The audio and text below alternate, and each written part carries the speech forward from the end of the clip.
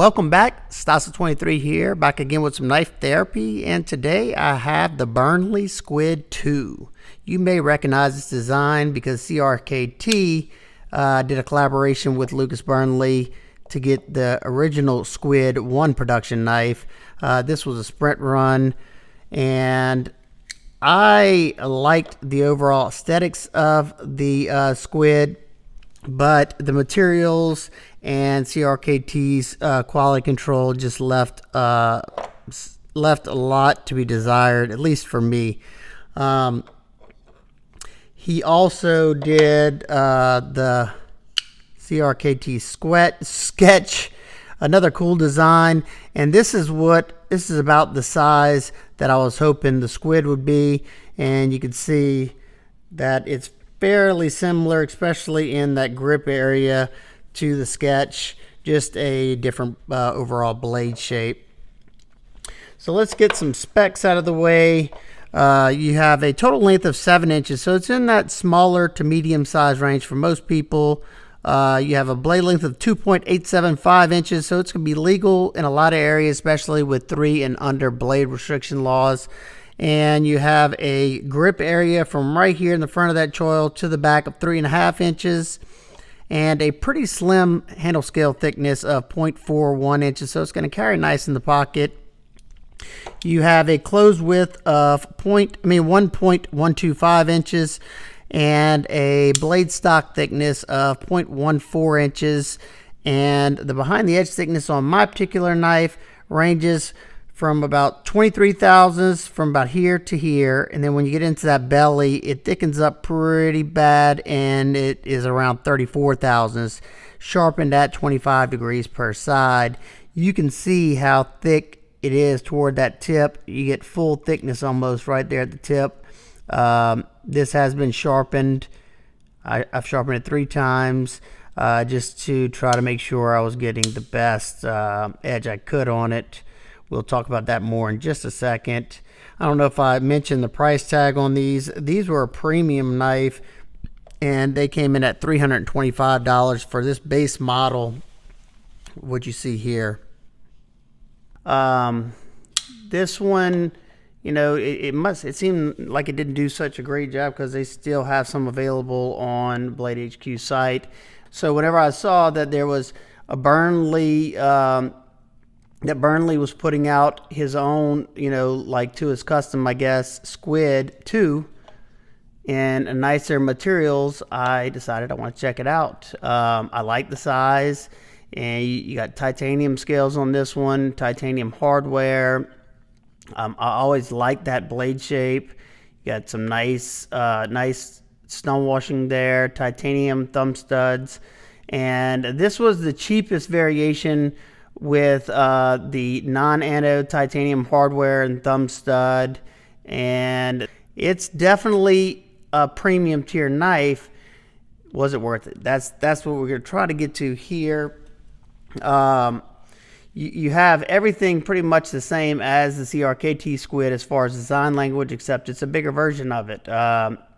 Not super big, but I can get a nice 4-finger grip on here comfortably, and I thought the ergos were rather good in the stuff that I use this knife for. The action on the knife's nice and smooth. Spotty flick it, and you can thumb flick it.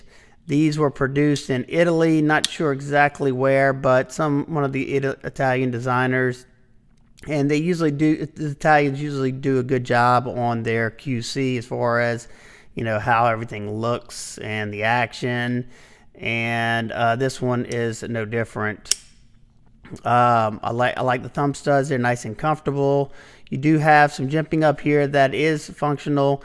It is wide cut, but it is a little bit rounded over, so it's not super grippy. It's not my favorite. I mean, I overshoot it a good bit, so if you want to use that jimping, you definitely can.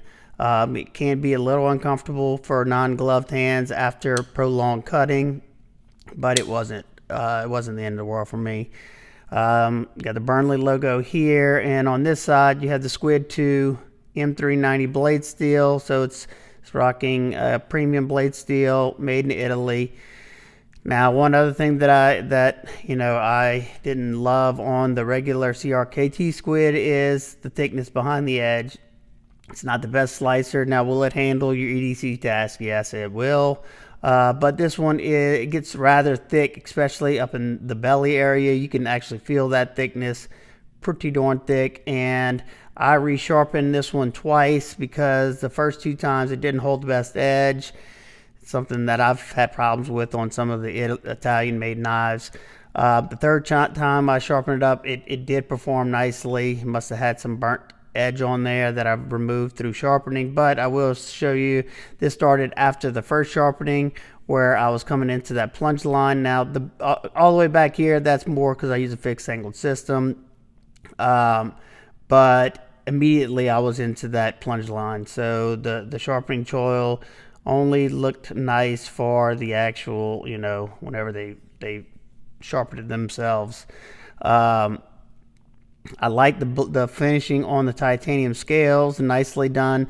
And they offered a lot of different variations. They had carbon fiber. They still have the carbon fiber one, but I think that was like $375. And then they had some even nicer that were in that 400 and then up, especially with the Damasteel blade and stuff like that. So I wasn't sure how I would like the knife, so I didn't want to spend, more than already the $325 if I didn't like the knife. So glad I stuck with this variation. The milled titanium pocket clip works okay. You do have some spring to it, and it doesn't sit on the lock bar. It sits on the frame up here. Nicely done there. All right, let's check it out in the pocket. The clip is a little stiff, and there's not a whole lot of ramp to it. It's not a deep carry clip, but a good bit, goes in the pocket. You got something to hold on to, and if you're a lanyard person, you can attach the lanyard. It goes above the pocket seam.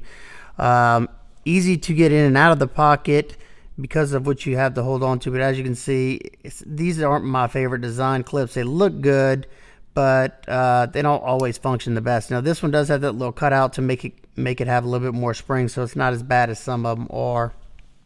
I like the fact that they use the titanium hardware and that titanium thumb stud, so if I want to anodize it later down the road, I can. There is no, let me see if I can show you this. There is no internal milling on, oh yeah, there is, I'm sorry. Thinking of another knife. There is some in the back side right here, and I don't know if I can, let me see if I can show you better here. You do have a good bit on this show side scale. All right, let's get a weight on it.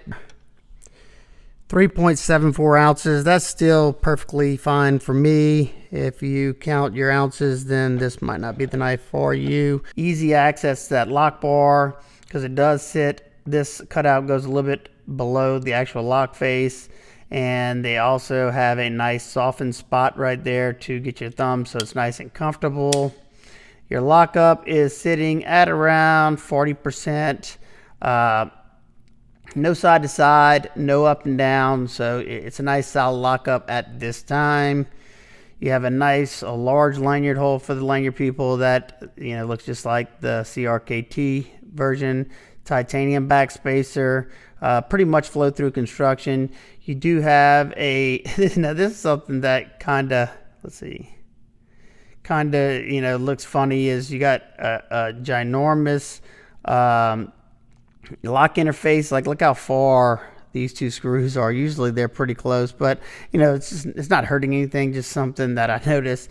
And whenever I first opened it, I noticed that it was nice and silky smooth. And this is something, once again, I've said this time and time again on any knife that I've seen. The Boker, which one was it? The Boker Epicenter had this, and I noticed it as well. Anytime they use, you can see in there, the detent ball is that white ceramic. Anytime that white ceramic detent ball is in there over the black ceramic that you normally see, or the gray, whatever you want to call it, I find the white is so much smoother. And I know there's somebody who makes I think they're the taco bearings or whatever.com or whatever, where they have they call it the salt and pepper or something like that, where they got the black and the white bearings mixed up around. I heard those are a little bit smoother, and I would venture to say it probably is true. Especially I notice anytime you want that detent ball to at least be ceramic. That is what's causing your action to be the smoothest, more so than the bearings, I find. You could have stainless bearings in here with that white ceramic detent ball like that, and I guarantee it's going to be just as smooth. I've actually seen that on another knife as well. The ergos were fairly good. No major hot spots. They were as good as a flat titanium scaled knife could be. They have nice chamfers going on around there. Like I said before, the M390 held up okay after the third sharpening. So let's do some size comparisons real quick. First up, we have the Spyderco Para 3. As you can see, I mean, I'm going to show this is the Para 2, PM2. The PM2 dwarfs it, and even the Para 3 is longer by a little bit. Let's see what else. I got two more. Got the Ontario Rat 1 is going to completely dwarf it. If you go pivot to pivot, as you can see, you got a bunch on both sides. And if you go butt to butt, the way I like to do it. And then this is the Ontario Rat Model 2. So very similar to the Rat Model 2 as far as length goes. You have a little bit more grip area on the Squid, but not a whole lot. It does feel a lot better in the hand than this one does, at least for me. Not one that I'm going to personally recommend. I like it. It's going to stay in the collection. I enjoy carrying it, but it's just, I don't know, for the price tag, I think it's a little pricey. And, you know, some of the things like that, you know, edge termination, right? I mean, how the sharpening trawl was added to it. Wish they would have gave me a little bit more so it wouldn't start to have that smile back there. And the thickness behind the edge, pretty thick up here in the front. So overall, it's a decent knife. It now holds a decent edge. I like the aesthetics of it, but like I said, at the price tag, it's just not one I'm going to recommend.